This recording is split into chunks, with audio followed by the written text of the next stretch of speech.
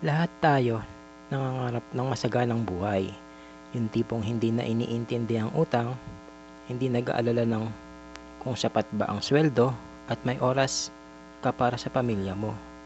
Yan tinatawag na financial freedom. Pero paano nga ba natin ito makakamit dito sa Pilipinas? Yan mismo ang pag-uusapan natin ngayon. Unang-una, kailangan malinaw. Ang financial freedom ay hindi lang tungkol sa pagiging mayaman. Ito ay tungkol sa pagkakaroon ng kontrol sa pera mo.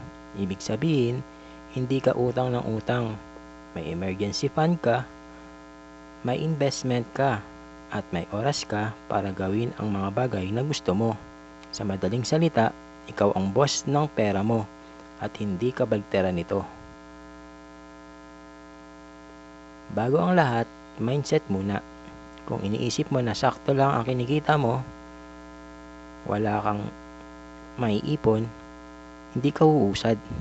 Dapat ang mindset mo ay disiplina at malinaw na goals. Halimbawa, gusto mong makabayad ng utang sa loob ng 2 taon o gusto mong makaipon ng 100,000 sa 3 taon. Kung may malinaw kang direksyon, mas madali kang makakagalaw. Isa sa pinaka mahalagang hakbang ay ang pagbabudget. Pwede mong sundin ang 50-30-20 rules. 50% para sa needs, yung mga bills, pagkain, at mga gastusin iba pa. 30% para sa mga wants, luho mo, yung mga leisures. 20% para sa savings at investment. Kung masyadong mabigat, pwede mong baguhin ayon sa sitwasyon mo. Ang malaga, may ipon ka lagi. Hindi natin hawak ang future. Pwedeng may biglang gastos tulad ng pagkakasakit o pagkawala ng trabaho. Kaya dapat meron kang emergency fund na katumbas ng 3 hanggang 6 na buwan na gastos mo. Ito ang magiging safety net mo para hindi ka agad mangutang. Kung may utang ka, huwag mong hayaang kainin ang sweldo mo. Gumamit ka ng mga strategy tulad ng snowball method. Uunahin ang pinakamaliit na utang hanggang matapos din sunod. O add balance method. Uunahin ang mga pinakamataas na interes. Ang importante, consistent ka sa pagbabayad.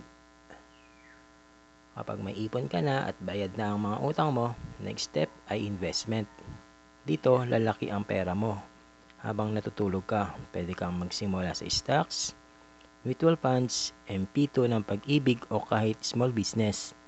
Ang sekreto, huwag mong hintayin na malaki ang pera mo bago ka mag-invest. Kahit 1,000 or 2,000 kada buwan, malaking tulong na over time.